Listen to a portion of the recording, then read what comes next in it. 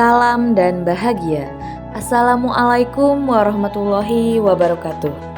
Kami dari kelompok 1 yang beranggotakan saya Iis Suryani dari SD 2 Gardujaya, kemudian Ibu Rita Ratnapuri SPD dari SDN 3 Sadapaingan, kemudian Ibu Rindrini Indriani SPDI dari SDN 3 Cinyasag, dan Ibu Nurupiana Lisuryani SPD dari SDN Cilampeni 3. Hari ini kami akan mempresentasikan hasil diskusi kami pada tugas 2.1.A.5 Ruang Kolaborasi Pembelajaran Berdiferensiasi. Namun, sebelum kami menjawab pertanyaan skenario situasi 2, kami akan membahas sedikit mengenai pembelajaran berdiferensiasi. Pembelajaran berdiferensiasi adalah pembelajaran yang dilaksanakan untuk memenuhi kebutuhan belajar murid. Kebutuhan belajar murid meliputi kesiapan belajar, minat, dan profil belajar. 1. Kesiapan belajar. Kesiapan belajar adalah kapasitas murid untuk mempelajari materi baru. Kedua, minat murid. Minat murid merupakan perasaan ingin tahu, mempelajari, mengagumi, atau memiliki sesuatu. Yang ketiga, profil belajar murid. Merupakan pendekatan pembelajaran yang disukai murid seperti gaya berpikir, kecerdasan, budaya, latar belakang, dan jenis kelamin. Ciri-ciri pembelajaran berdiferensiasi. 1. Tujuan pembelajaran jelas. Kedua, guru mengetahui kebutuhan murid. Ketiga, lingkungan nyaman dan menyenangkan untuk mengundang murid belajar dengan bahagia. Keempat, manajemen kelas yang efektif dan penilaian berkelanjutan. Strategi kegiatan pembelajaran berdiferensiasi terdiri dari 3. Diferensiasi konten, diferensiasi proses, dan diferensiasi produk. 1. Diferensiasi konten, yaitu materi apa yang akan diajarkan kepada murid. Topik apa yang disukai murid. 2. Diferensiasi proses, yaitu bagaimana murid memahami atau memaknai apa yang dipelajari. Prosesnya apakah mandiri atau kelompok.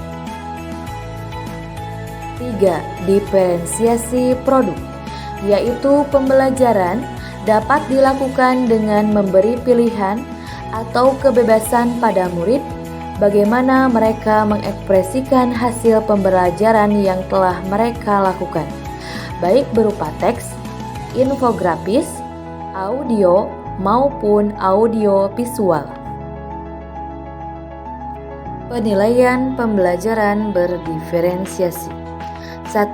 Assessment for learning atau formatif.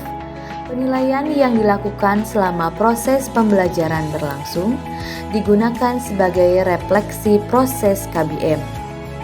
Kedua, Assessment of learning sumatif. Penilaian yang dilaksanakan setelah proses pembelajaran. Ketiga, Assessment as learning formatif. Penilaian sebagai proses belajar dan melibatkan murid-murid secara aktif dalam kegiatan penilaian tersebut. Selanjutnya, kami akan menjawab pertanyaan skenario situasi 2 Pak Dermawan. Berikut hasil diskusi kelompok kami. Pertanyaan nomor 1. Apakah kebutuhan belajar murid yang berusaha dipenuhi oleh guru tersebut? Dari situasi 2, guru sudah memenuhi 3 aspek kebutuhan murid, yaitu kesiapan belajar, minat, dan profil belajar murid. 1. Kesiapan belajar. Guru telah menyiapkan berbagai sumber belajar sesuai kebutuhan murid. Di antaranya, buku bacaan sesuai tingkat kesulitan yang berbeda-beda, artikel majalah anak, dan komik sains milik murid. Kemudian, guru juga mengadakan berbagai media pembelajaran yang sesuai kebutuhan siswa. Kedua, minat.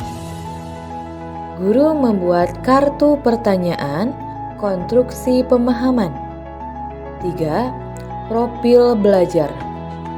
Guru menyiapkan daftar kegiatan lengkap dengan instruksi aktivitas yang berbeda-beda, kemudian menggunakan media pembelajaran yang bervariasi, diantaranya video pembelajaran, artikel, komik, kartu, dan poster. Pertanyaan kedua, bagaimana cara guru tersebut menentukan kebutuhan belajar muridnya? 1. Menyiapkan sumber belajar yang relevan dan tersedia sesuai dengan tingkat kemampuan siswa yang berbeda-beda. 2. Menganalisis kebutuhan melalui observasi proses pembelajaran sebelumnya, sehingga mengkelompokkan murid berdasarkan tingkat kemampuan murid membaca. 3. Menyesuaikan tingkat bantuan yang diberikan kepada murid. Dan terakhir, membuat penilaian berjenjang. Pertanyaan ketiga, strategi pembelajaran berdiferensiasi apa yang digunakan? Strategi pembelajaran berdiferensiasi yang digunakan adalah 1. Pembelajaran berdiferensiasi konten, yaitu dengan menggunakan media pembelajaran, poster, dan kartu pertanyaan untuk mengkontribusi pemahaman. 2. Pembelajaran yang berdiferensiasi proses. Proses pembahasan materi dilakukan dengan berbagai aktivitas yang berbeda-beda. Pengelompokan siswa berdasarkan tingkat kemampuan, mengerjakan kartu pertanyaan, dan saat pemberian tugas yang bervariasi. 3. Pembelajaran berdiferensiasi produk. Menggunakan penilaian berjenjang, yakni 1. Untuk murid yang berkemampuan kurang, ditugaskan untuk membuat sebuah diagram alur sederhana yang dilengkapi penjelasan singkat dengan kosakata sederhana.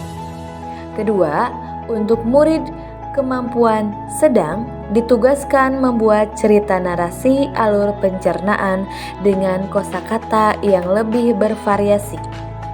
3. Untuk murid yang berkemampuan tinggi, ditugaskan membuat cerita kreatif dengan kosakata yang lebih sulit. Pertanyaan keempat, bagaimana guru tersebut melakukan penilaian? 1. Guru melakukan assessment for learning dengan cara tanya jawab, melakukan observasi, dan melakukan penilaian berjenjang. 2. Guru melakukan assessment as learning, yaitu dengan melibatkan murid saling tukar pendapat sehingga murid terlihat atau terlibat aktif. Sekian presentasi dari kelompok kami. Wassalamualaikum warahmatullahi wabarakatuh.